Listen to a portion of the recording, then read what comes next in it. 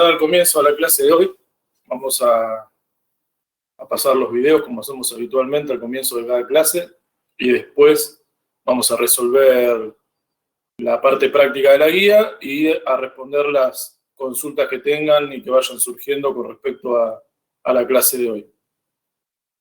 Vamos a empezar entonces con el primer video.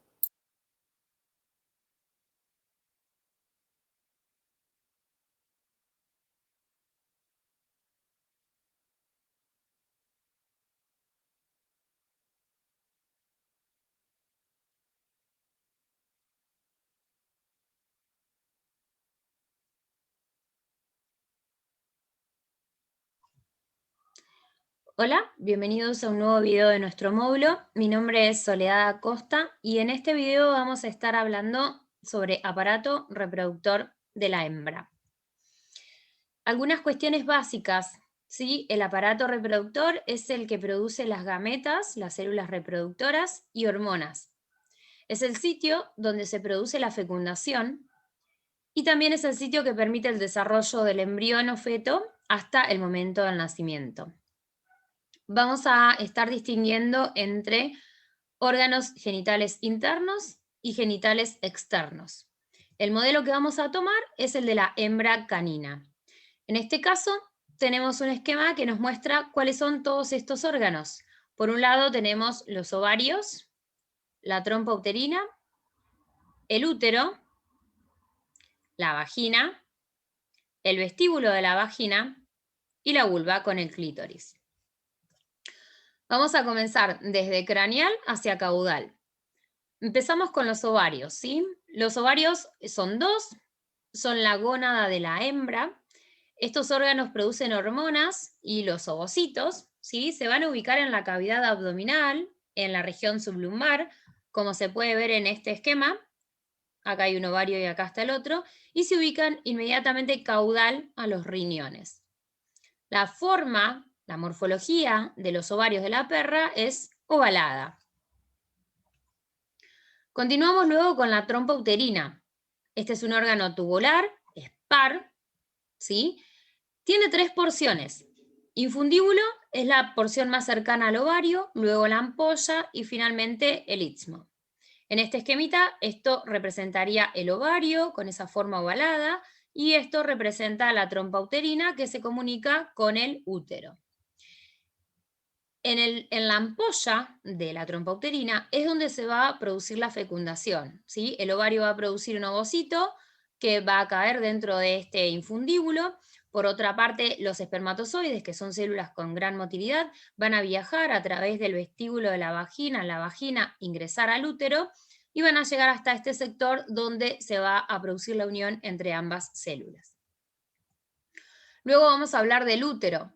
El útero es un órgano impar y también en él distinguimos 3 porciones o sectores. Por un lado los cuernos, que son 2, un cuerpo y un cuello. Como se ve en este esquema, los 2 cuernos uterinos, el cuerpo, que es corto, y el cuello, que se comunica con la vagina.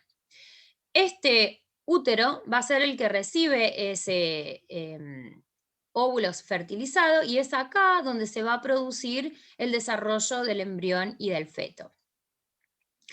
En este esquema, en esta fotografía, perdón, lo que vemos es un preparado de un útero, ¿sí? Acá estos serían los cuernos del útero, el cuerpo y el cuello o cervix, son sinónimos, ¿sí? Lo que estamos viendo en este sector que estoy marcando es el mesometrio, que es lo que sostiene al útero desde el techo de la cavidad. En esta otra fotografía podemos observar en una perra que ha sido castrada y en la que se ha quitado los ovarios y el útero para que tengan una idea de cuál es el tamaño del órgano en una hembra no gestante. Este cuello del útero, como dije anteriormente, se comunica con la vagina y en el momento llegado del parto va a ser la primera porción del canal del parto por donde va a nacer ese o esos cachorros. Vamos ahora a hablar de la vagina y del vestíbulo de la vagina. Tenemos fotos de preparados y un esquema. En este esquema podemos distinguir, por un lado, la última porción, la porción más caudal del útero, que sería el cuello. Esto es la vagina y esto es el vestíbulo de la vagina. El límite entre vagina y vestíbulo es un orificio que en las 3 fotografías está marcada con la flecha de color amarillo, que se denomina orificio uretral externo. En esta fotografía, en la que se ha realizado un corte por el plano mediano, esto sería craneal y esto caudal, vemos el vestíbulo de la vagina, aquí estaría el orificio uretral externo y luego la vagina. En esta fotografía, en la que estamos viendo desde caudal, se realizó un corte, entonces veo, esto sería vestíbulo de la vagina, acá está el orificio uretral externo y de acá hacia craneal es vagina. Ese orificio uretral externo es por donde vamos a ubicar la eliminación de la orina, ¿sí? Por lo tanto, esta última porción, el vestíbulo, va a ser común tanto al aparato reproductor como a la parte urinaria. ¿Bien? Además, todo este sector, el vestíbulo y la vagina, funcionan como canal de parto al momento del nacimiento y también reciben al pene en el momento de la cópula. Los genitales externos son la vulva y el clítoris. La morfología de la vulva está descrita como 2 labios y 2 comisuras, una comisura ventral y una comisura dorsal. El clítoris en esta fotografía no se ve, pero estaría ubicado ahí en ventral y es el homólogo al pene del macho. Vamos a hablar también un poco de glándulas mamarias y mamas. Las glándulas mamarias son glándulas sudoríparas modificadas. No son exactamente órganos del aparato reproductor, pero dada la estrecha relación que mantienen con la reproducción, porque son fuente de alimento para los cachorros lactantes, las describimos en este video.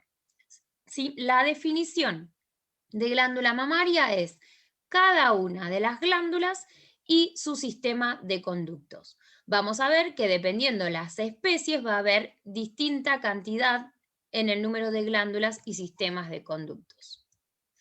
Por otra parte, cuando hablamos de mama, hablamos del complejo mamario formado por un cuerpo y un pezón.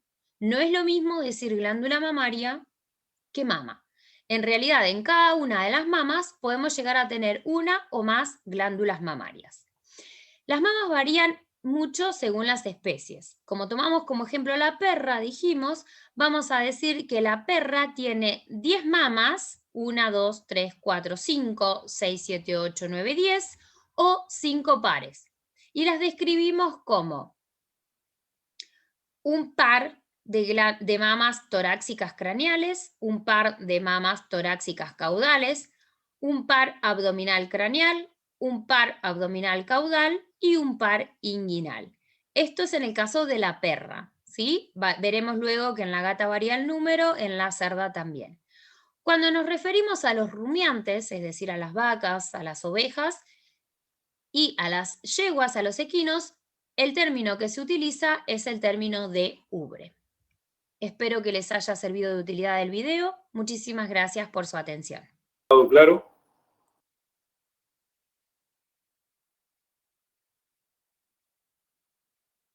Alguien que responda sí o no, por lo menos, porque acabo de hacer una pregunta.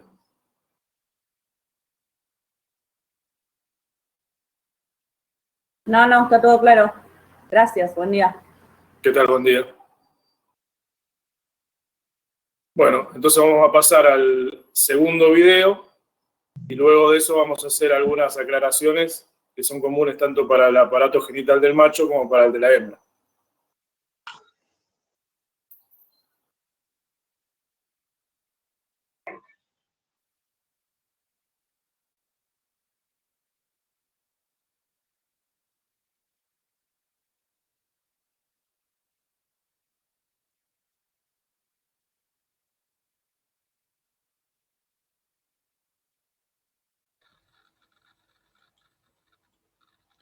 Hola, bienvenidos al módulo de embriología y anatomía sistemática. Mi nombre es Carlos y vamos a hablar del aparato genital del macho.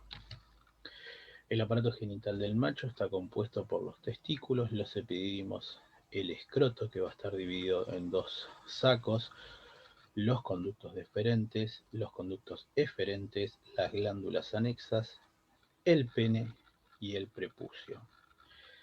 Tanto el prepucio como el escroto son dos sacos de la piel que van a alojar el escroto de los testículos y al epidídimo y parte del conducto deferente y de los conductos eferentes, y el prepucio va a alojar al pene. La ubicación en las distintas especies, tanto en los felinos como en los cerdos, los vamos a tener perineales, bien en caudal del cuerpo, por debajo del ano y de la cola. En los rumiantes y en los pequeños rumiantes se dice que están inguinales, al igual que en el equino, y en los perros están subpélvicos, por debajo de la pelvis. Bien, en el esquema los estamos viendo, acá tenemos los testículos, tanto de un carnívoro como el perro, como el otro carnívoro que es el felino, el epidídimo, los conductos deferentes, la glándula próstata, y luego vamos a tener el pene. En el gato, al ser perineales, el pene está algo más hacia caudal.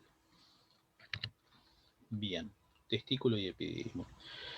El testículo es un órgano macizo, posee un estroma y un parénquima, como vimos en la clase pasada, y el epidídimo es un órgano tubular.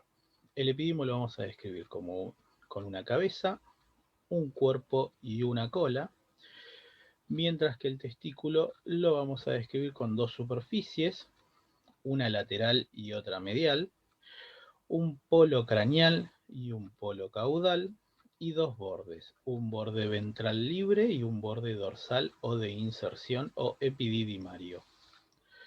Si hacemos un corte de este testículo, vamos a ver que es toda una glándula, ¿sí?, que tiene una función endocrina para producir hormonas del tipo sexuales y exócrinas para producir espermatozoides, que luego se van a madurar y especializar en el epidídimo para ser los que salen conjunto con lo que forman las glándulas anexas, que denominamos semen al momento de la cópula.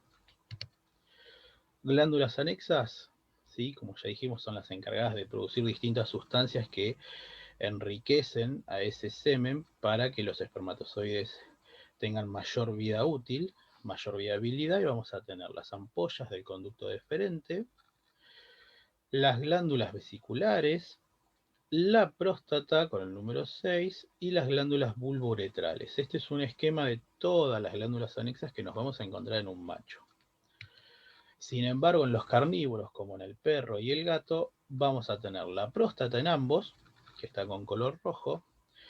La ampolla del conducto deferente solo está en el perro, un error del libro que está dibujado acá. Y las glándulas bulbouretrales van a estar en el gato. ¿Sí? Pene. Los penes los vamos a clasificar de acuerdo al tipo de pene que tengan cada especie. De acuerdo al tejido que predomina, los vamos a clasificar en fibroelásticos. Los rumiantes y los cerdos lo poseen y van a tener espacios sanguíneos pequeños, gran desarrollo de los pilares y la albuginia, glande poco desarrollado, el cerdo no tiene un glande, una flexura sigmoidea y gran desarrollo del músculo retractor del pene. Luego en otra clasificación tenemos músculo cavernoso, el equino, y también podemos agregar el hombre, que tienen espacios sanguíneos grandes y pilares delgados, y músculo cavernoso modificado con hueso peniano, el perro y el gato, aunque el gato no es un verdadero hueso, sino que predomina más el cartílago, que van a tener un gran desarrollo del glande, poco desarrollo del músculo retractor del pene, y bueno, como ya mencionamos, un hueso peniano en el perro y del glande en el gato.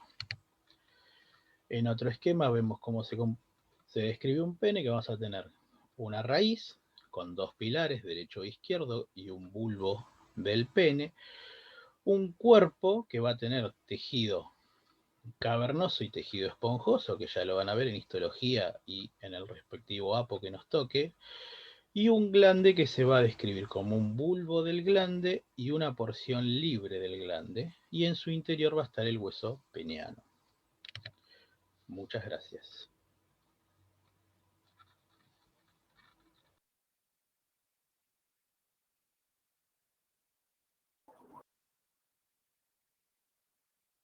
Bueno, ahí pasó el video de aparato genital masculino.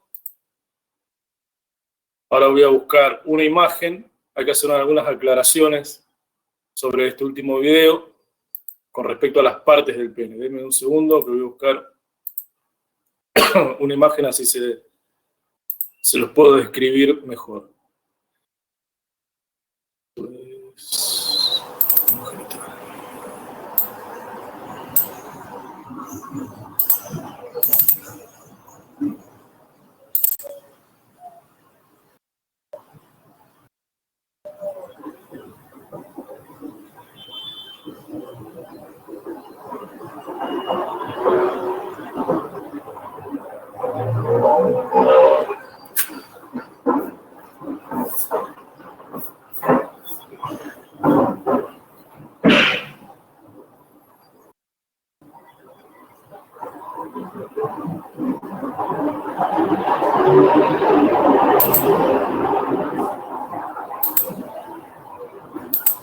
¿Todos ven la presentación?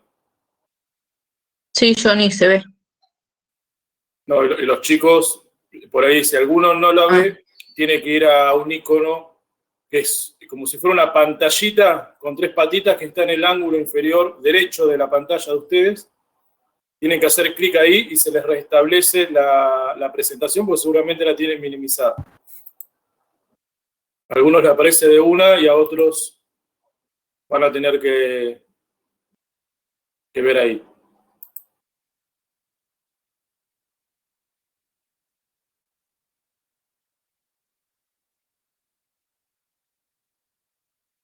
Sí, muchas veces tarda en cargar un poquito la imagen, dependiendo la velocidad que tengan en la conexión, pero cuando todos estén viendo la imagen que ya está puesta, me avisan y comenzamos.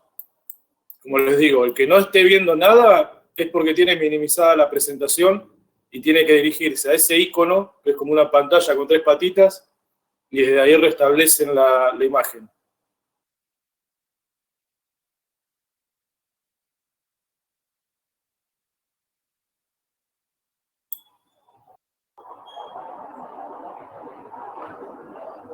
¿Ya cargó? Bien. Vamos a hacer algunas aclaraciones porque llevan a confusión, ya que en la imagen del video decía una cosa y por ahí el docente, obviamente todos nos podemos confundir, lo mencionaba con otras palabras. Cuando nosotros hablamos de partes morfológicas del pene, estamos hablando de 3 partes básicamente. La raíz, que es el lugar de nacimiento en el arco isquiático, que ya eso después lo vamos a ver. El cuerpo y la porción libre. A esto tienen que darle bolilla porque está un poquito confuso en el video cuando lo explica Carlos. La parte libre, como nosotros estamos viendo, el pene que corresponde a un carnívoro, a un perro más precisamente, la parte libre del pene se corresponde con el glande en esta especie. ¿Sí? Entonces, las 3 partes del pene son raíz, cuerpo y parte libre. En el caso del perro, esta parte libre se corresponde en su mayor proporción por el glande. ¿Cómo está formado el glande? Va a estar formado por 2 partes del glande a su vez. Va a estar formado por un bulbo del glande, que es esto que ustedes ven acá con el número 6, ¿sí? Este abultamiento, ¿bien? Y una parte larga del glande, que es lo que está con el número 7. Ahí es donde está la confusión en el video, porque lo llama parte libre, ¿sí? Al glande, y en realidad la parte libre en el perro está representado en su mayor proporción por el glande, pero esto se llama parte larga, no parte libre del glande. ¿Bien? Eso, si le prestan atención al video, es donde está la confusión. Le llama parte libre a esta parte, pero es la parte larga, o porción larga del glande. ¿Se entendió? Lo volvemos a repetir, no hay problema. Si a alguno le quedó por ahí algo confusa la explicación, lo volvemos a explicar. Eso no hay drama. Sí, repite cuál es la diferencia así de términos de sitio. Bien. El tema es así. El pene del perro va a estar formado por una raíz, que es esto que tenemos acá con el número 2, un cuerpo, que es esto que está con el número 5, ¿bien? Y una parte larga, ¿sí? La parte larga está representada, en el caso del perro, en su mayor proporción por el glande. ¿Bien? El glande es esto que yo marqué, desde esta raya hasta este extremo. Bien, el glande, a su vez, está formado por dos partes morfológicas. El bulbo del glande, que es eso con el número 6, y la parte larga, que es eso que está con el número 7.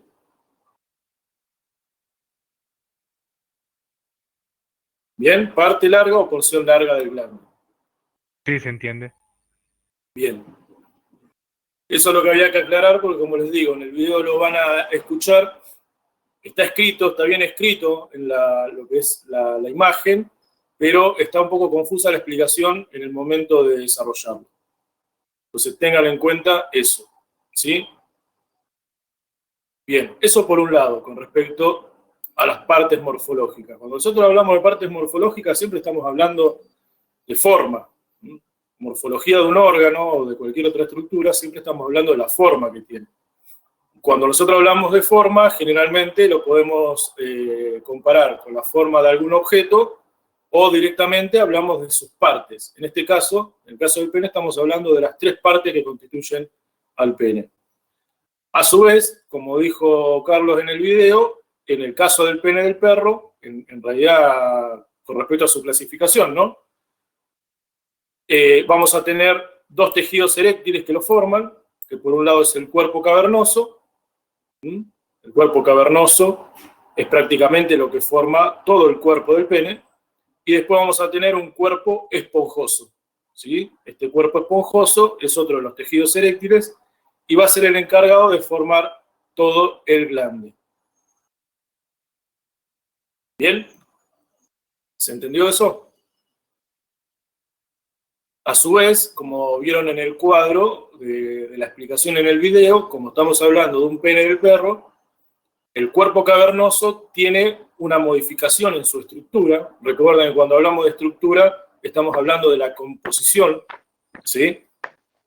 Donde aparece la osificación de una parte del cuerpo cavernoso, lo que se transforma en el hueso peniano, ¿sí? Ese hueso peniano nosotros lo vamos a ubicar acá, ¿sí?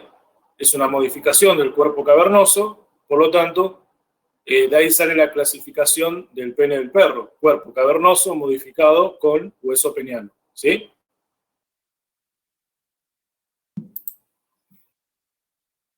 ¿Se entendió eso?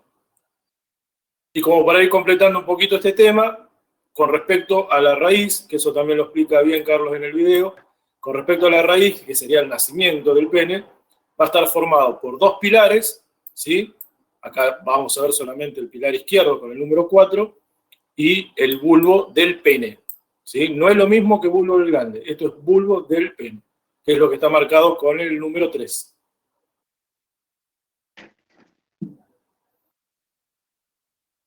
¿Quedó claro? Bien. Recuerden esta estructura, ¿sí? Porque ahora cuando les muestre o hagamos el repaso con respecto al aparato genital de la hembra, vamos a tratar de relacionarlo con lo que más de uno habrá visto en algún momento. Recuerden el bulbo del glande, ¿sí? Ahora vamos a pasar a ver testículos y después vamos a ver lo del aparato genital de la hembra.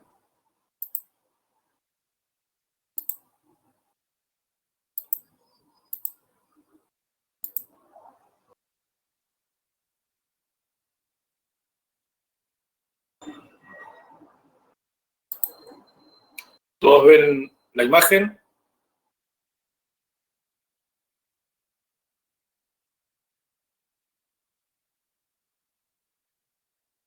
Bien.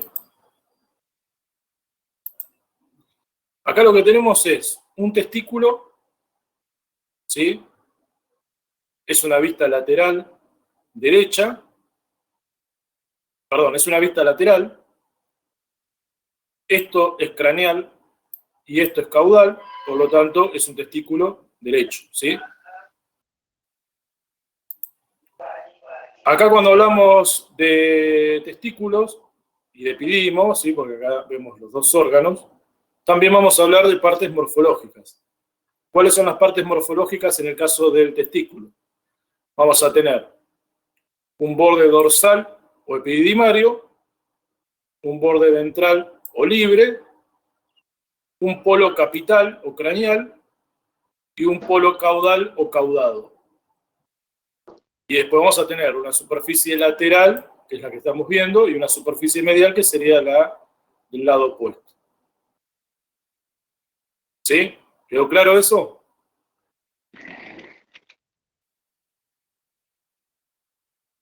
Bien. En el caso del epidídimo, que es el que se ubica sobre el borde dorsal del testículo, de craneal a caudal va a estar formado por la cabeza del epidídimo, el cuerpo del epidídimo y la cola del epidídimo. Milagro, ¿podés silenciar el micrófono, por favor? Julieta.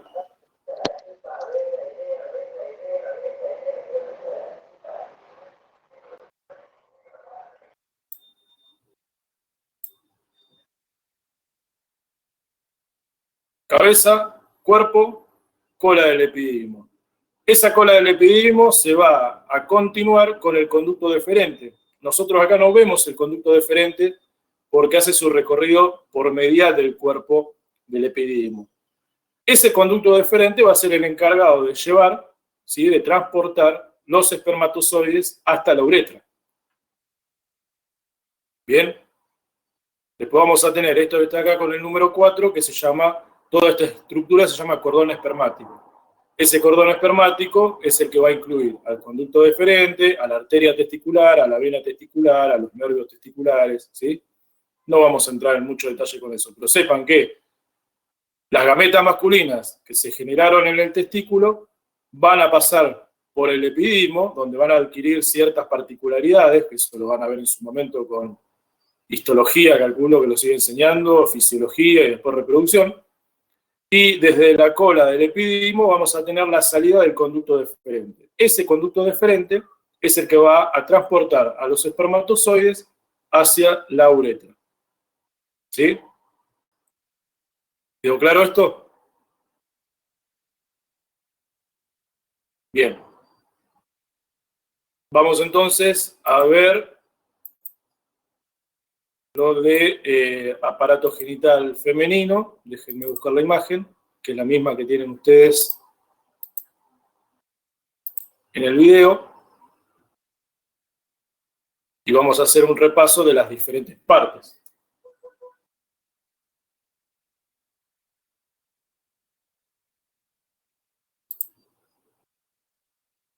Vamos a ver.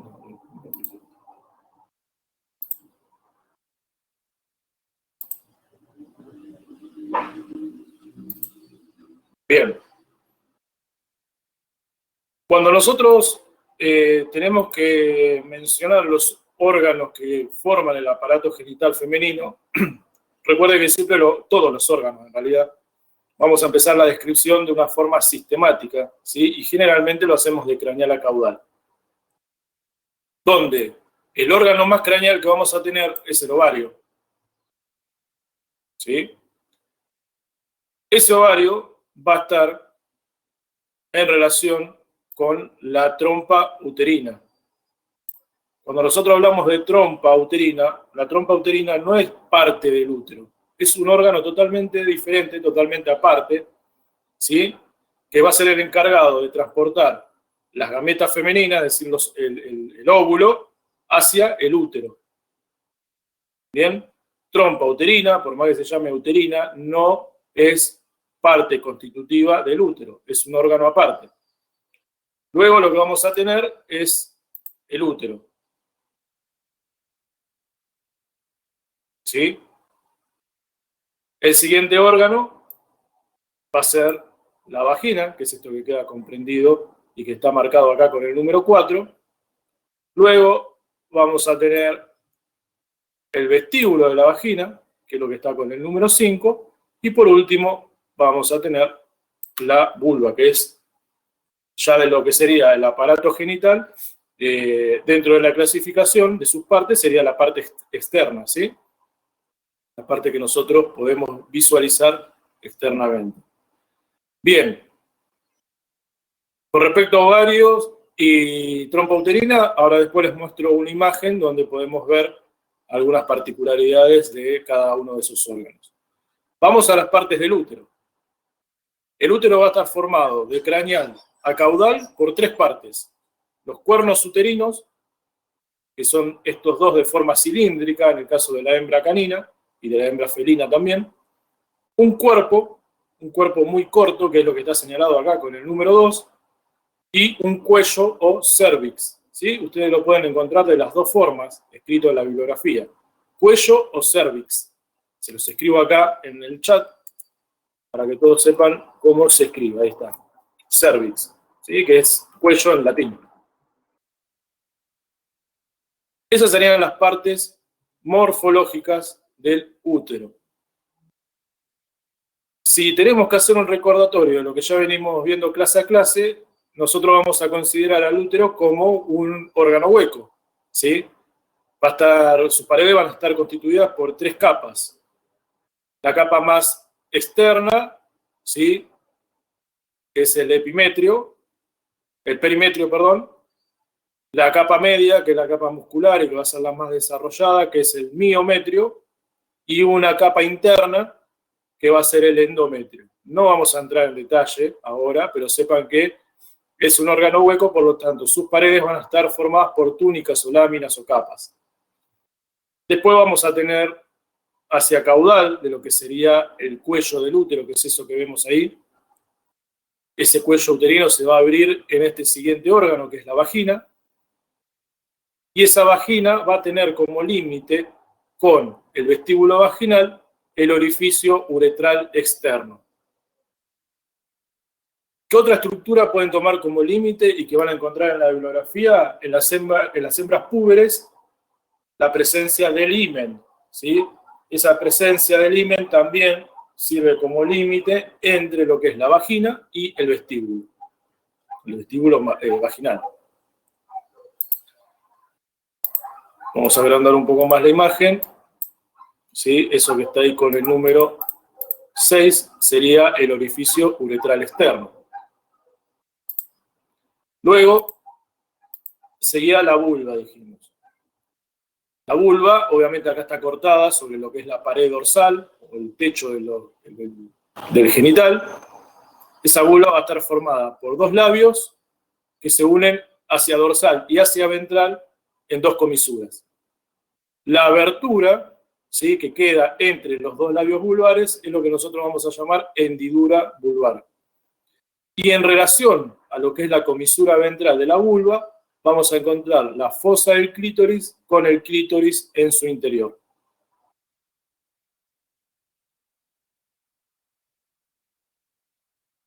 En el caso de la hembra, también vamos a encontrar tejido eréctil, ¿sí? En las paredes laterales del vestíbulo vamos a encontrar un tejido eréctil, que no está mencionado ahí en el video, pero ahora les voy a decir qué importancia tiene esto, que se llaman bulbo del vestíbulo. La abertura de la vulva es lo que queda comprendido entre los 2 labios vulvares. Eso se llama hendidura de la vulva. Ahí se los escribo, así les queda a todos el mismo concepto. Como les decía, el aparato genital de la hembra también va a tener un tejido eréctil, ¿sí?, más desarrollado en algunas especies, como por ejemplo la perla. Acá, sobre las paredes laterales del vestíbulo, vamos a encontrar unos engrosamientos en forma de anillo que se llama bulbo del vestíbulo, ¿sí? ¿Se acuerdan cuando yo les dije, acuérdense del bulbo del glande en el caso del macho? Acuérdense lo siguiente. Más de uno habrá visto lo que es la cópula entre un macho y una hembra canina, entre un perro y una perra, donde se produce el famoso abotonamiento. El bulbo del glande, ¿sí?, al engurgitarse, es decir, al llenarse de sangre durante la erección, va a pasar hacia craneal del vestíbulo. Yo ahora acá les voy a hacer un esquema, como si yo le dijera el bulbo del glande durante el coito, durante la cópula, va a quedar comprendido hacia craneal, ¿sí?, de lo que sería el vestíbulo. Vamos a hacerlo un poco más caudal, así queda un poco más claro. Vamos a hacer cuenta que esto es el glande del perro. ¿Qué parte del glande? El bulbo del glande. Y dijimos que nosotros, hacia las paredes laterales del vestíbulo, íbamos a tener tejido eréctil que se llamaba bulbo del vestíbulo. Ese bulbo del vestíbulo, durante la cópula, también se llena de sangre, ¿sí? Y esto produce una constricción por caudal del bulbo del glande, que es lo que permite el abotonamiento entre el perro y la hembra, que es un proceso importante, es un proceso fisiológico, porque durante el abotonamiento es donde se produce el eyaculado, ¿sí?, del líquido seminal que tiene mayor cantidad de espermatozoides. Como para que ustedes lo entiendan, ya eso lo van a ver en su momento con la materia correspondiente. ¿Sí? Esa es la importancia que tiene. En el caso del perro canino, el bulbo del glande, más que nada la implicancia anatómica entre el bulbo del glande y el bulbo del vestíbulo, entre estas dos especies, en el momento de la cópula. ¿Se entendió? Y como les dije, son tejidos eréctiles, se llenan de sangre durante el coito o la cópula, por lo tanto nunca hay que separar de forma forzosa al macho y a la hembra, porque estos tejidos se desgarran, y al estar llenos de sangre, imagínense que la hemorragia es bastante importante. ¿Sí? ¿Se entendió? Lo hacemos un poco aplicado como para que esto tenga un sentido.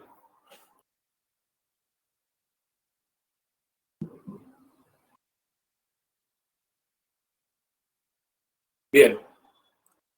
Ahora vamos a subir la imagen del ovario, a ver qué es lo que tengo acá, y de la trompa uterina. Es la misma imagen que ustedes tienen en el video, nada más que yo la tengo en blanco y negro.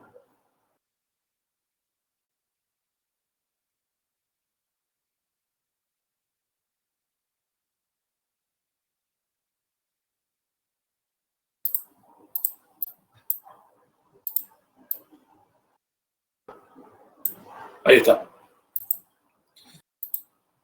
Bien. Vamos primero con el ovario. El ovario es esto que yo estoy viendo acá. ¿Sí? Como dijimos, cuando hacemos la descripción del aparato genital de la hembra, es el órgano más craneal. ¿Sí? El ovario también va a tener superficies, bordes y polos, como en el caso del testículo. Vamos a tener un polo craneal, obviamente orientado hacia craneal, un polo hacia caudal, el polo caudal, un borde dorsal, ¿sí?, o de inserción, que va a ser el lugar donde se unan los medios que sostienen al ovario, y un borde ventral, que sería ese que tendríamos ahí abajo, o borde libre. Bien. ¿Qué superficies vamos a tener? Una superficie lateral, que es la que estamos viendo nosotros, y una superficie medial, que es la que queda hacia el lado opuesto, orientada obviamente hacia el plano medio. ¿Quedó claro por ahora esto? Bien. Ahora, vamos con el ovario. Sí. Polo craneal, polo caudal, borde dorsal, borde ventral, superficie lateral y la superficie medial que queda del lado opuesto. El borde dorsal es el que lo pueden encontrar como borde de inserción, que es donde se une el tejido que va a sostener al ovario, y el borde ventral lo van a encontrar también como borde libre.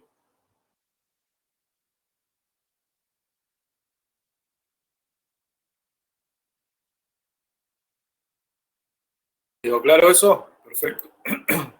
Ahora, Vamos al siguiente órgano, que es la trompa uterina. La trompa uterina, como les dije, es un órgano totalmente aparte. Nada tiene que ver con lo que es la estructura o la morfología del útero. Es un órgano que se describe aparte. La primera porción de la trompa uterina va a ser el infundíbulo, que el infundíbulo es esto que se ve acá. ¿Sí? Todo esto que tiene ese aspecto radiado, eso sería el infundíbulo. La siguiente parte de la trompa uterina, que es desde acá hasta ahí, el borde libre es el borde ventral del ovario, Úrsula. Es el borde, ¿sí?, que queda acá abajo. Así que tenemos infundíbulo como la primera parte de la trompa uterina y luego vamos a tener la ampolla, ¿sí?, que es la porción más larga, que es esto que se ve acá bien tortuoso, que está con el número 3, eso sería la ampolla de la trompa uterina.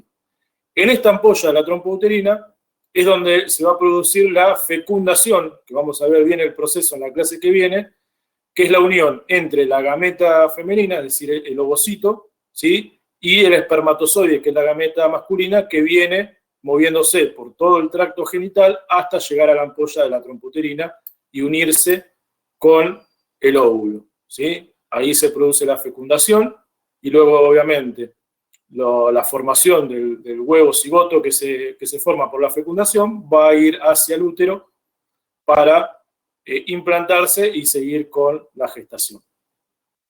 Eso lo vamos a ver bien en la clase que viene.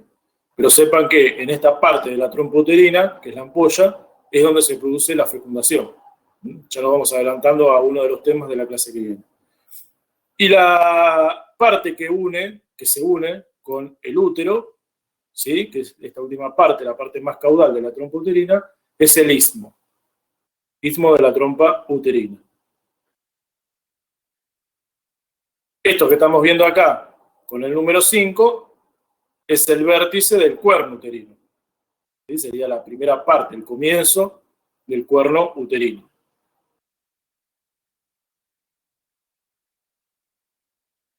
¿Se entendió?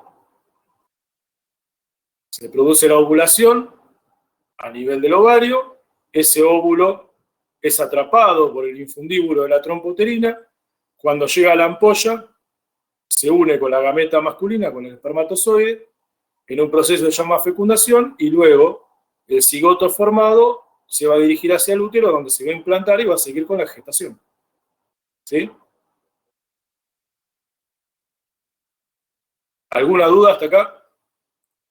¿Tienen alguna consulta?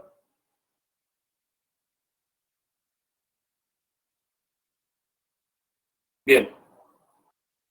Si no hay ninguna consulta, entonces vamos, me voy a fijar a ver si tengo alguna otra imagen para mostrarles en relación a este tema.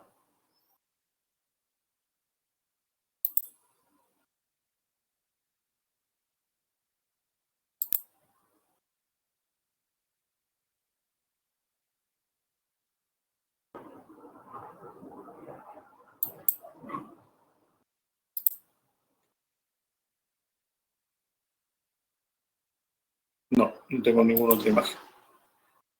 Sí, el borde libre es el que queda hacia ventral.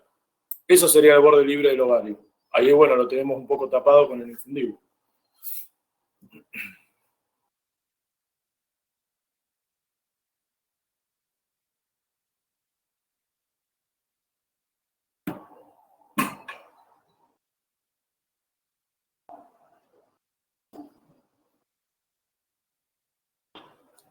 Bueno, si no hay ninguna otra consulta sobre esto, sobre la imagen, vamos a pasar a la guía.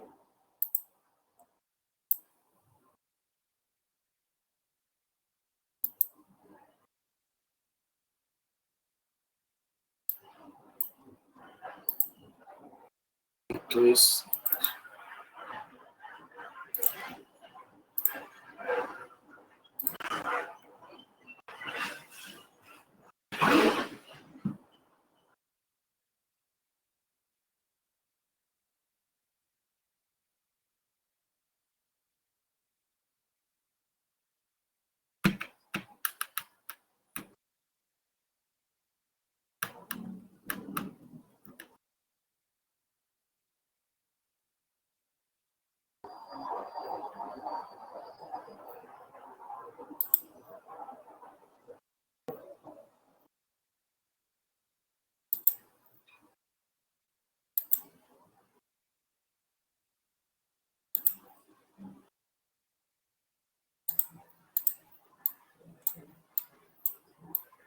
Bien, acá tienen un esquema similar, ¿sí?, al que vimos hace un ratito y donde explicamos cada una de las partes, donde pueden ver la ubicación y la posición que tiene el testículo con el epidídimo, las diferentes partes del pene, ¿sí?, la glándula anexa al aparato genital, en el caso del perro, que es la más desarrollada, que es la próstata, y esto que nosotros vemos acá, ¿sí?, es lo que yo les decía que es el conducto deferente, que es el que se continúa a partir de la cola del epidídimo y que va a transportar a los espermatozoides hasta la uretra. ¿Sí? Eso sería el conducto deferente. ¿Bien? ¿Quedó claro?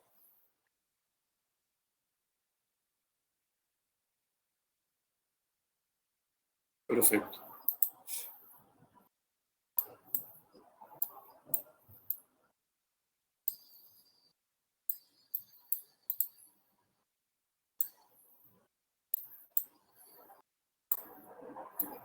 El mismo esquema que tienen también ustedes en el capítulo 2 del libro, con todas las partes, con todas las referencias ya marcadas.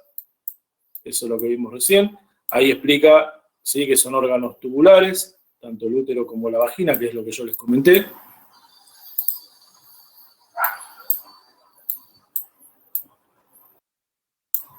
Esto lo vamos a ver en la clase que viene, así que vamos directamente a la parte práctica.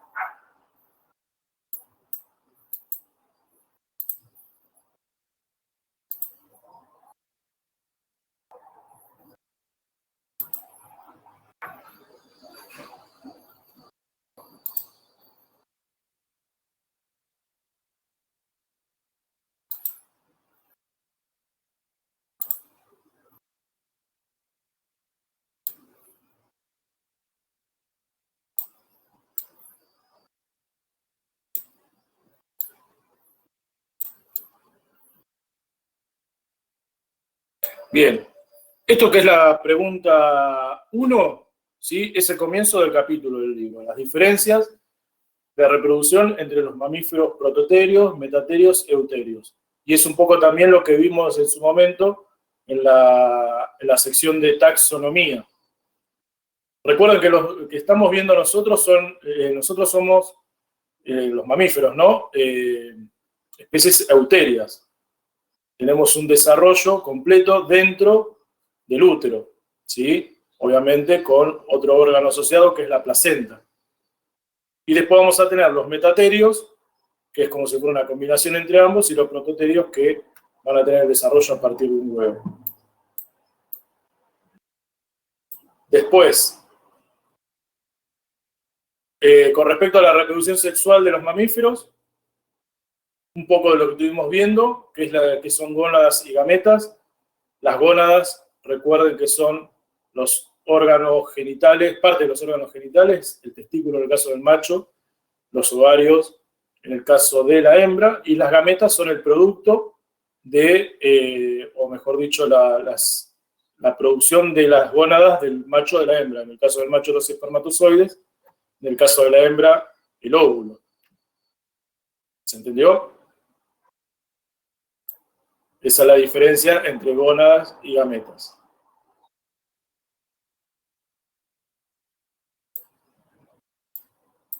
Vamos a ver si tenemos alguna otra pregunta con respecto a la clase de hoy, porque esto de la clase que viene. Me parece que no. A ver.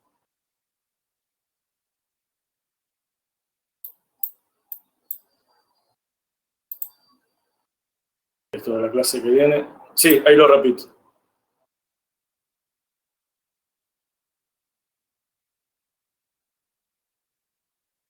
Clase que viene.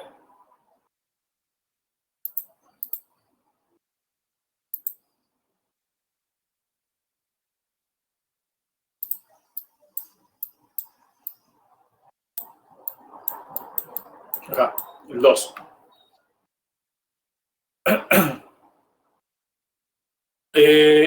Esto es así. Lo que es gónadas, ¿bien? Las gónadas van a ser parte del órgano genital, tanto masculino como femenino. En el caso de la gónada masculina, hacemos referencia al testículo. Y en el caso de la gónada femenina, hacemos referencia al ovario. Esas son las gónadas, ¿sí? Las gametas son el producto de las gónadas. En el caso del macho, la gameta masculina va a ser el espermatozoide, y en el caso de la hembra, la gameta femenina va a ser el óvulo. ¿Sí?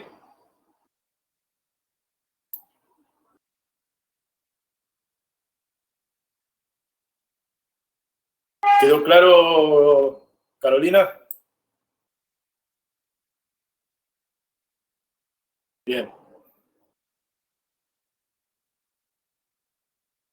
Cuando hablamos de gónada, hacemos referencia al órgano. Cuando hablamos de gameta, hacemos referencia a la célula que se produce dentro de la gónada. En el caso del macho va a ser el espermatozoide, en el caso de la hembra va a ser el óvulo.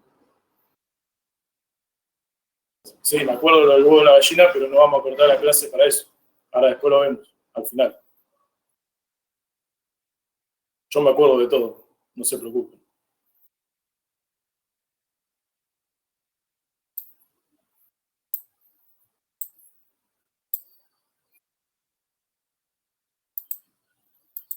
De todo me acuerdo.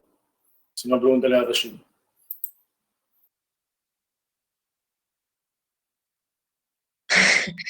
Sí, Jonathan se acuerda de todo. Todo, todo.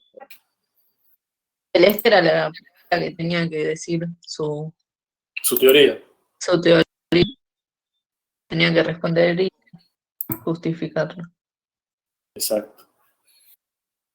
A ver, estoy buscando la parte donde tenemos...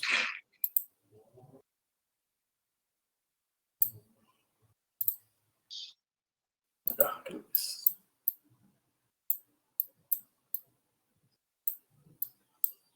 Bueno, acá tiene toda la parte de introducción.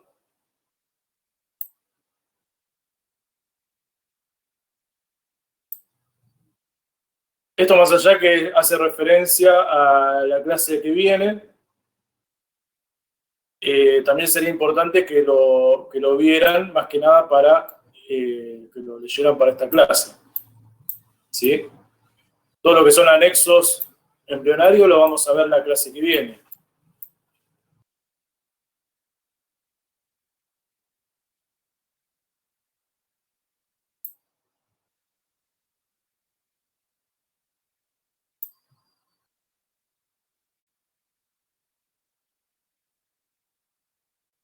A ver si acá...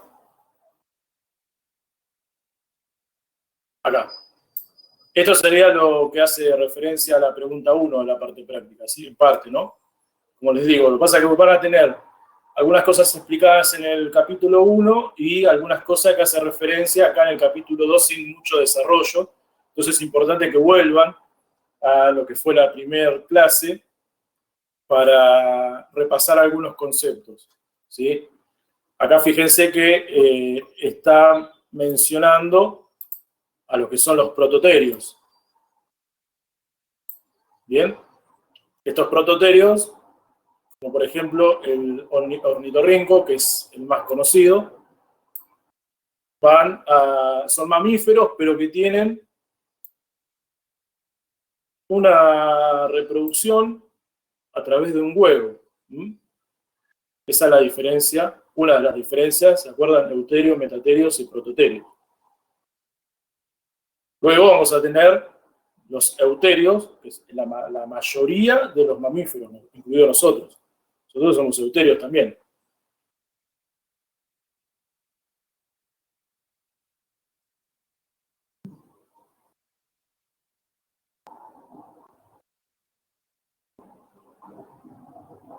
Ahora vamos a los terios, que me manda esto. Donde dentro de la clasificación de terios vamos a tener a metaterios y euterios. ¿Sí? Los metaterios, ¿cuáles son? Los marsupiales, canguro, la comadreja, por ejemplo. Donde vamos a tener un útero poco desarrollado y parte de la gestación se va a dar en el útero materno y parte de la gestación se va a dar externamente, En el caso de los marsupiales, van a tener lo que se llama el marsupio, ¿bien? Donde va a terminar el desarrollo, el feto. ¿Se entiende? Acá tiene el ejemplo, canguros, koalas, comadrejas. Útero poco desarrollado.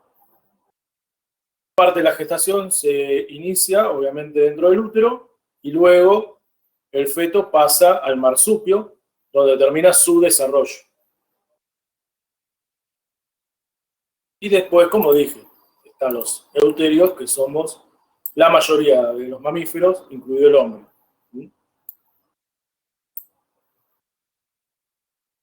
Bien.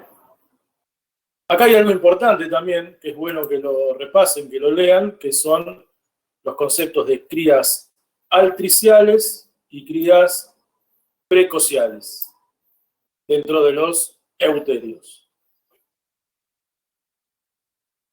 Lo que son las crías altriciales, ahí tienen los ejemplos de algunas especies, nacen con un desarrollo incompleto. ¿A qué se hace referencia con esto? Nacen sin pelo, ciegos, sordos, ¿sí? Con escasa movilidad, es decir, con escasa actividad motriz para desplazarse, eso lo van adquiriendo luego con el tiempo. Y, por otro lado, vamos a tener las crías precociales, que son los equinos, los bovinos y los ovinos. Bien, entre otros, como dice ahí. Estos animales generalmente necesitan un tiempo corto, luego del parto, para ponerse de pie y, como dice ahí, seguir a lo que es el animal adulto. ¿Bien? Eso es importante. Generalmente las crías precociales son aquellas que son presa, ¿sí? Por eso necesitan ponerse de pie rápidamente y seguir al grupo para no ser presa.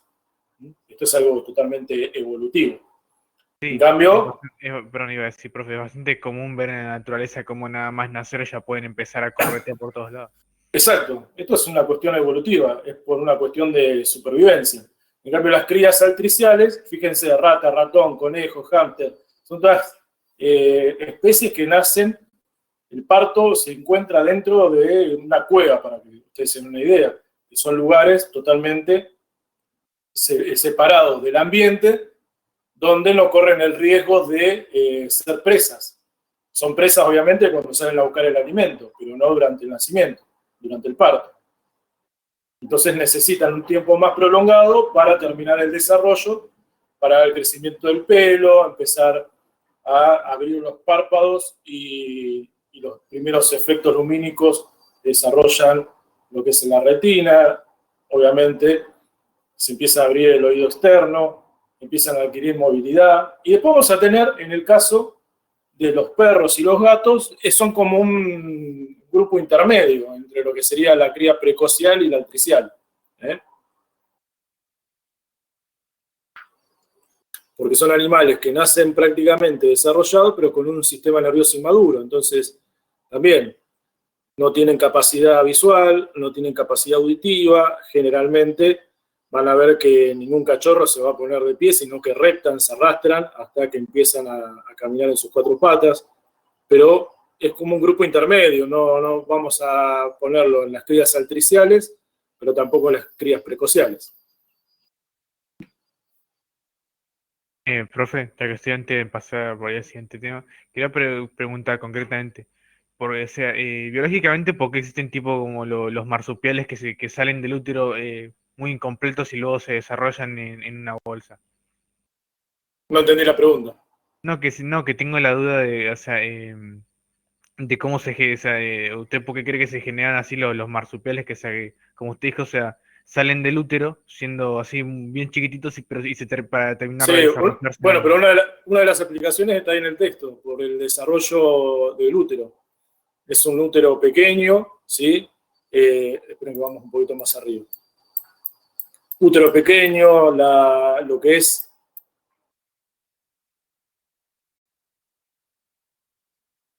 para marsupiales.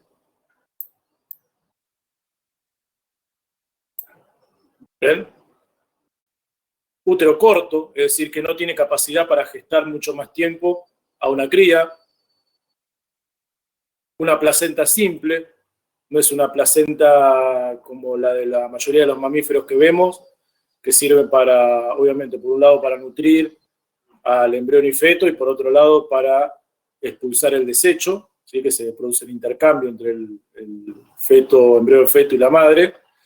En el caso de los marsupiales, cuando ingresan al marsupio, lo que hay es una especie de glándula mamaria al cual se prende, ¿sí? El individuo, y es a partir del cual se nutre. Acá dice, acá. Se fija un pezón que lo nutrirá hasta finalizar el desarrollo. A diferencia de la mayoría de los mamíferos, que esa nutrición está aportada por la placenta hasta el momento del parto. ¿Bien? Sí. Así que la explicación en este caso sería el poco desarrollo uterino, es decir, no tiene un útero para la capacidad de crecimiento de la especie, por lo tanto tiene que terminar el desarrollo fuera. ¿Sí?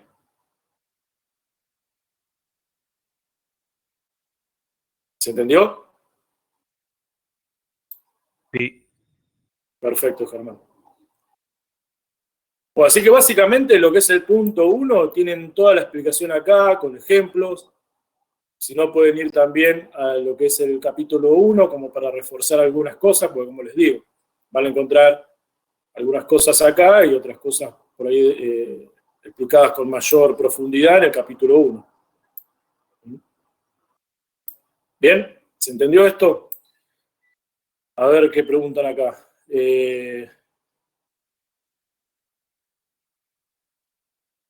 Después me tendría que fijar, Julieta, a ver qué pasó. Es raro que se te envíe, porque sí o sí tenés que poner enviar.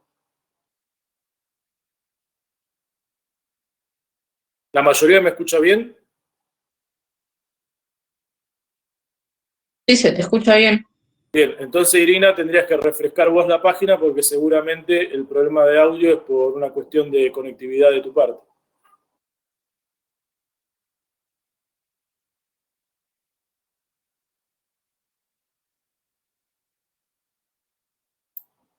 Creo que con la clase de hoy mucho más para desarrollar no tenemos.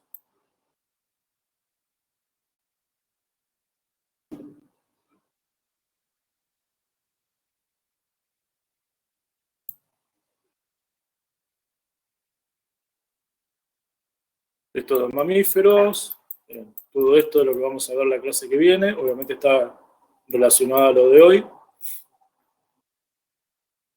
Bien, sí, todo clasificación, amniotas, todo eso lo vamos a ver la clase que viene. Ovíparos, vivíparos, bien, toda la clase que viene. ¿Alguna duda con respecto a los temas de hoy? Yo entendí, lo único que voy a preguntar es ¿qué saqué a actividades tenemos que hacer? ¿Hasta qué actividad? ¿Hasta qué actividad? Lo que es la actividad práctica, sí, es hasta el punto 2, hasta el punto 3. El resto es todo de la clase que viene. Ok, Que habla de anexos embrionarios, cavidades en las cuales se desarrolla el embrión. sí, eso ¿Sí? quería saber nada más. Habla de fecundación, habla de las diferentes etapas de división de lo que sería el cigoto, habla de gestación, un poco de placenta, bueno, todo eso es para la clase que viene, porque es a partir de la fecundación en adelante.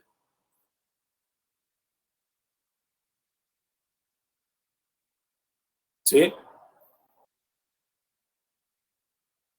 ¿Cree que iniciemos el debate del huevo de la gallina, profe? A ver, ¿qué tienen para decir sobre el huevo y la gallina?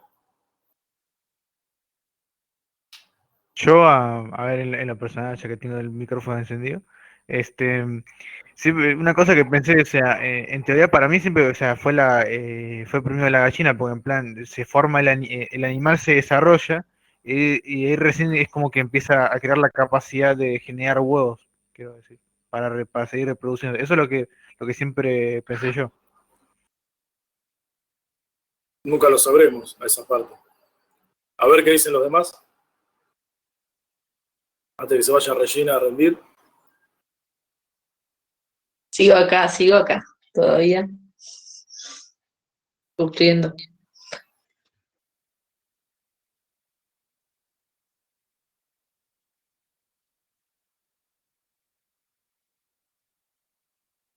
Hola, ¿Ahora se me escucha? Sí, sí, Bueno, decía que hice mi tarea, investigué un poco bien. y leí que los científicos de Inglaterra descubrieron una proteína que se desarrolla en la gallina, que es una de las principales precursoras o de las que sirven para crear el huevo. Ajá, Por esto se cree que la gallina fue primero. exactamente. Al fin alguien que buscó algo interesante y obviamente la gallina fue primero. A ver, El nombre sí, de la proteína es OC17, no me acuerdo el nombre completo, esa es la abreviación. sí, pero es algo que fue relativamente hace un par de años que se descubrió. Se cree que todas las aves evolutivamente derivan de un antepasado común que está relacionado con los anfibios. Con los reptiles, perdón, no los anfibios, con los reptiles. Los reptiles son ovíparos, siempre pusieron huevos, porque la mayoría tienen desarrollo acuático, ¿sí? Algunos ponen huevos en lo que es la tierra, pero la mayoría tienen un desarrollo a nivel acuático, a diferencia de los anfibios, que sí o sí es acuático. Ahora, si esos reptiles evolucionan, ¿sí?, a las aves que hoy conocemos, primero, obviamente, fue la gallina. Ahora, bueno, hay una comprobación científica que es haber descubierto esta proteína. Pero bueno, es decir, no puede haber primero un huevo y que salió de la nada y de repente se creó un individuo. No. Siempre tiene que haber existido el individuo y con diferentes capacidades evolutivas haber desarrollado el huevo o haber evolucionado a otro tipo de gestación, de fecundación y todo lo que vamos a ver en estos días, ¿sí?, en estas clases. Pero sí o sí, primero es la especie, primero es el individuo. Después la evolución es lo que determina si va a poner huevo o va a tener una gestación intrauterina con una placenta incluida. ¿Se entiende? Sí, yo a veces, creo que a veces yo llegué a ver bromas diciendo como que pasa, no sé, de dinosaurio a la gallina así, no, no es tan así, pero sí se dice a veces que los dinosaurios, que hay dinosaurios que son descendientes de las aves. De hecho, se hizo estudios descubriendo que había especies de dinosaurios que tenían plumas. Sí, eso existe, están las pruebas. Lo mismo pasa con los mamíferos marinos. Se cree que el mamífero marino, por eso son mamíferos, fueron terrestres en un momento y luego pasaron a tener una vida acuática. Por eso el mamífero marino, lo que nosotros conocemos como mamífero marino, son los lobos marinos, elefantes marinos, delfines, orcas, las ballenas. Las orcas están dentro de los delfines, la orca no es una ballena. El que fue en algún momento al mundo marino seguramente esto lo sabe de ahí. Tienen una gestación intrauterina y tienen una placenta bien desarrollada. Lo mismo que un mamífero terrestre. ¿Sí?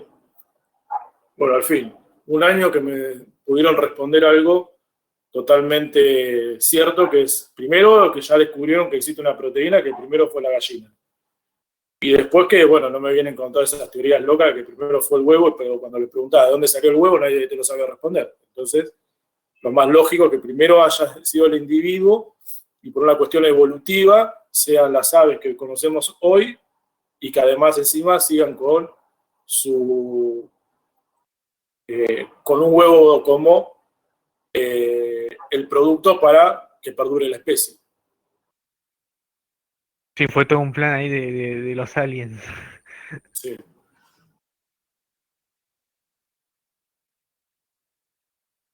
Bien, Celeste, has investigado.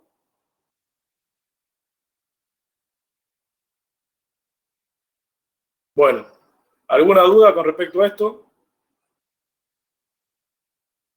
Si puedo agregar, como dato curioso, la proteína que se descubrió de las gallinas actualmente se está utilizando en la ciencia como parte tecnológica para el desarrollo de huesos y prótesis más adaptables al cuerpo.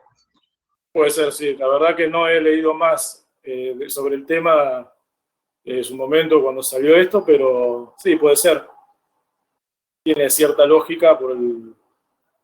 A ver, sabemos que el depósito de calcio en un huevo es gracias al pasaje que hace las diferentes membranas, porque primero son membranas, por lo que es el oviducto de la hembra, ¿sí? En el caso de una gallina, vamos a suponer.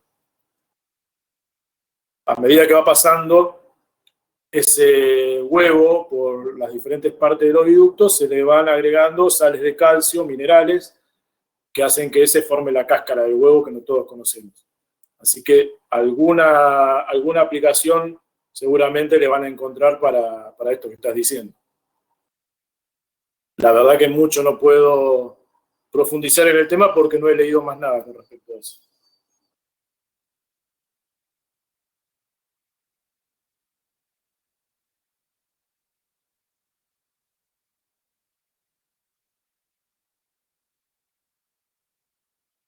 ¿Alguna duda? ¿Alguna pregunta?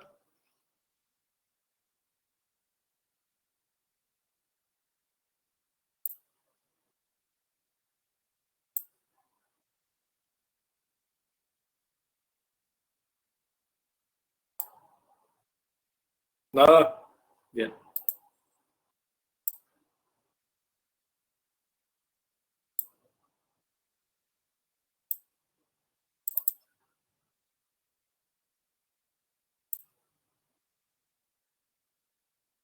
Muy bien. Entonces, vamos finalizando la clase. Vamos finalizando la clase y recuerden que en un rato se habilitan los cuestionarios y que tienen 48 horas para responderlos, ¿sí?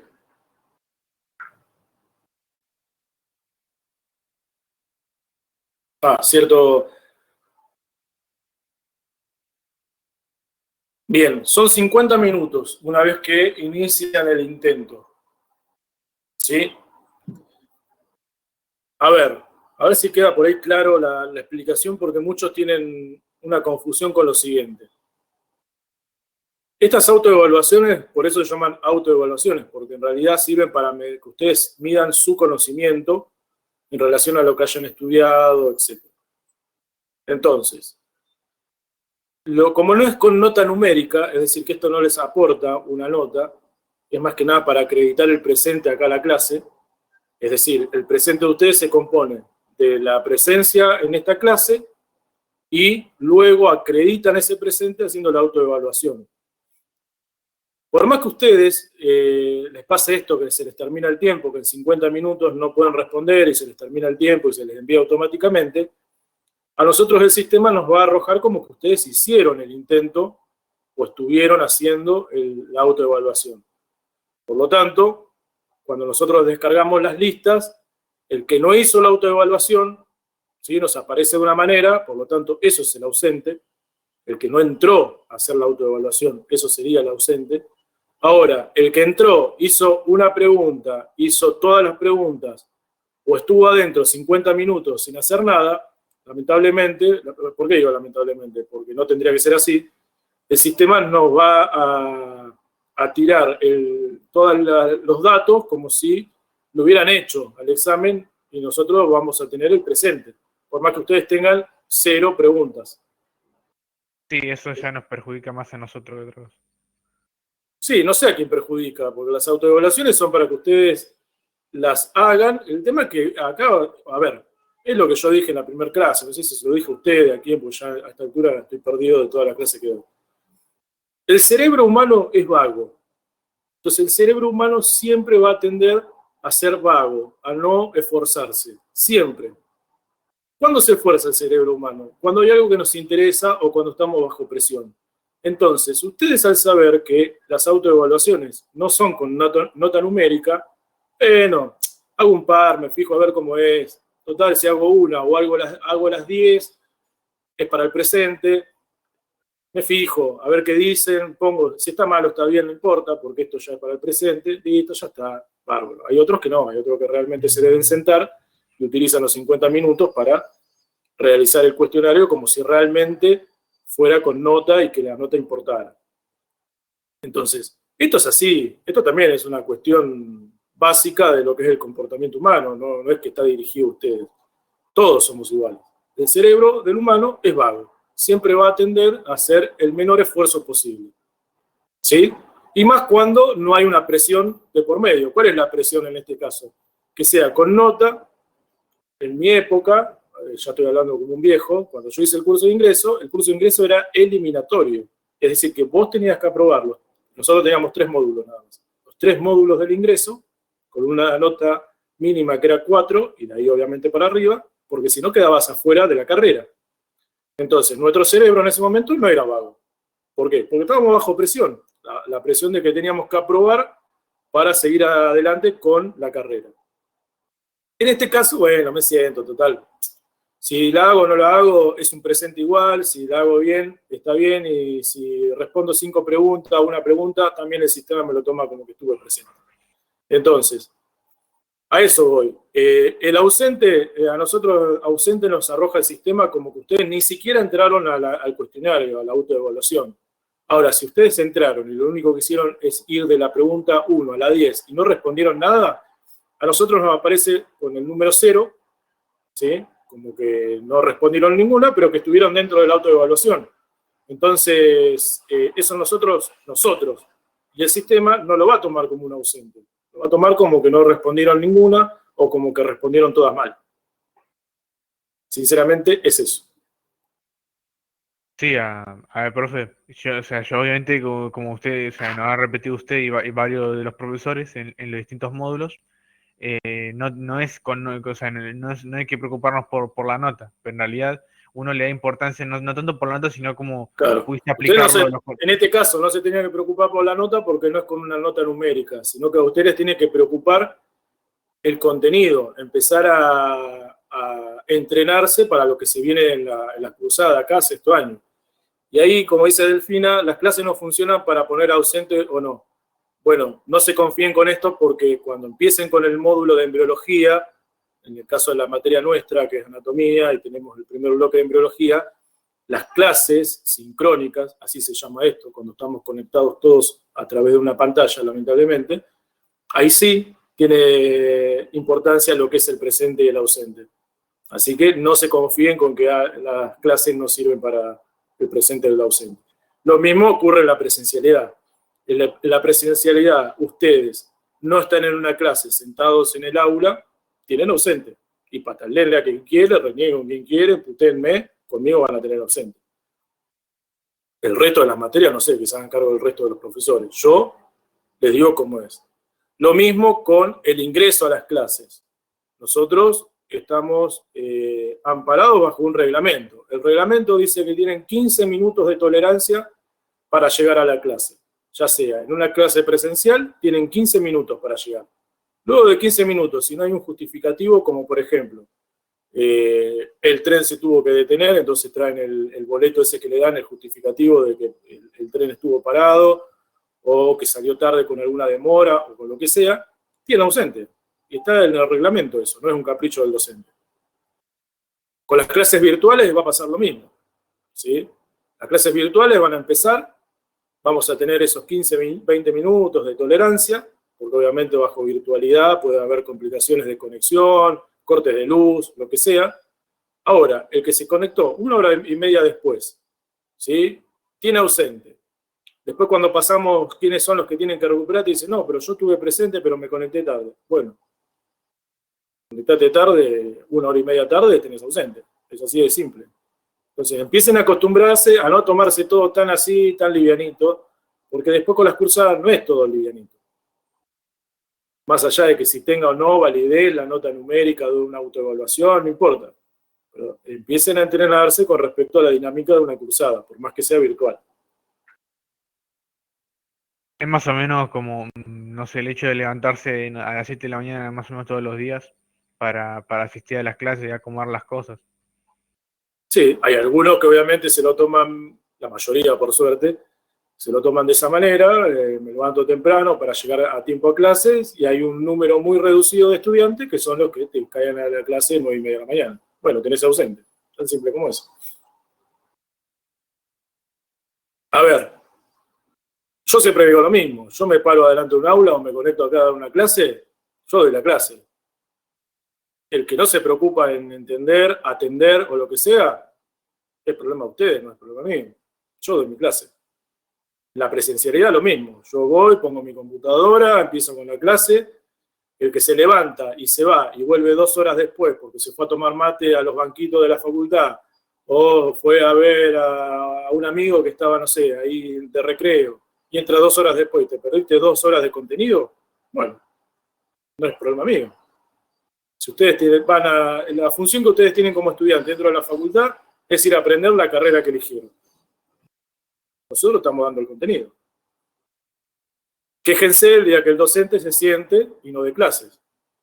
Ahí no tienen manera de aprender los contenidos. Bueno, ahí tienen razón ustedes. Tan simple como eso.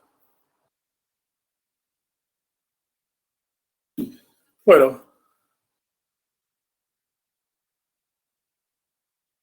¿Alguna consulta?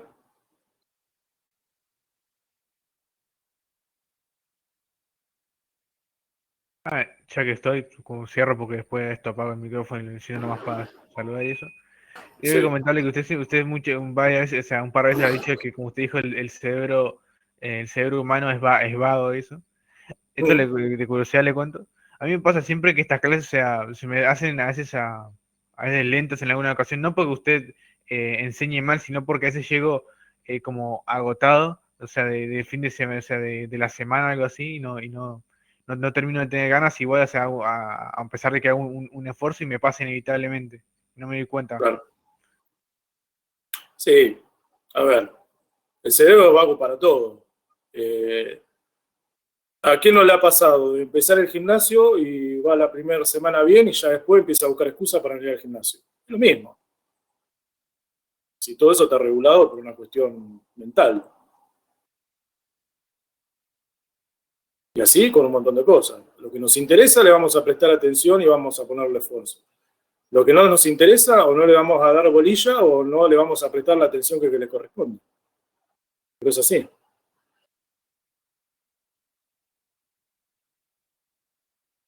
Es así de sencillo.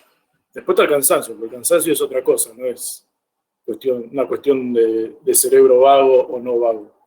El cansancio es cansancio. Hay que descansar bien, alimentarse bien, para estar con la atención suficiente y la concentración suficiente para una clase. Lo mismo que los exámenes. Yo lo entiendo a ustedes me refiero a los estudiantes en general, y está Regina también, que es estudiante, eso de pasar toda la noche despierto estudiando. A ver, que el cerebro descanse para poder estar concentrado durante el examen. Después están como unos zombies, todos pálidos, se les traba la lengua cuando están hablando, están hipoglucémicos, todo porque no como, porque tengo que estudiar, no duermo porque tengo que estudiar. No, a ver, tenés que comer porque tenés que estudiar, tenés que dormir porque tenés que estudiar. De esa manera funciona el organismo, no quedándose toda una noche despierto para aprender algo que no aprendieron en 15 días de estudio. Porque el cerebro cansado no aprende, y el cerebro descansado aprende. Pero bueno, ustedes van a seguir haciendo eso. No, me voy a quedar toda la noche, después subir en Instagram. Toda una noche despierta culpa de anatomía. No, está despierto culpa tuya, no culpa de anatomía. Es así de sencillo. O de cualquier materia, ¿no? Así que bueno, básicamente es eso. El cansancio no es bueno para el estudio. Después, si quieren estar concentrados o no, porque bueno, cuestión también de, como les digo, de lo interesado que estén en aprender determinados temas. Hay materias que son aburridas, hay materias que son más entretenidas, pero bueno, eso va a ser así en todas las carreras, no solamente en veterinaria. ¿Sí? Bueno, chicos, si no hay ninguna otra duda, nos vamos despidiendo y nos vemos la clase que viene, que es un poquito más larga y más conceptos para repasar. Ya nos empezamos a meter un poco más con lo que son temas que vamos a ver en el primer bloque de embriología. ¿Sí? Así que bueno, los contenidos quizás son un poquito más específicos la semana que viene.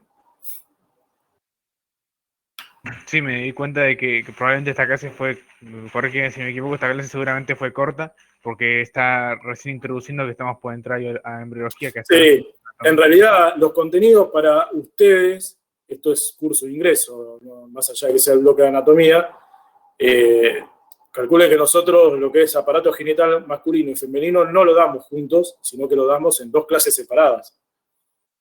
Por la cantidad de contenido, aparte lo damos también con urinario.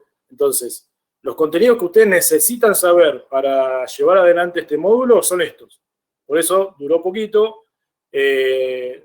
La parte práctica fue muy cortita, apenas 2 o 3 preguntas. Y lo que son los videos, fíjense que entre los 2 videos que pasamos no llegamos ni a 15 minutos. Porque son los contenidos que necesitan saber ustedes. Después, para complicarla, hay mucho más tiempo. Pero eso lo veremos en anatomía. ¿Sí? Bueno, vamos terminando entonces. Nos veremos la semana que viene. Chao, profe, un gusto. Nos vemos. Hasta luego. Buen fin de semana.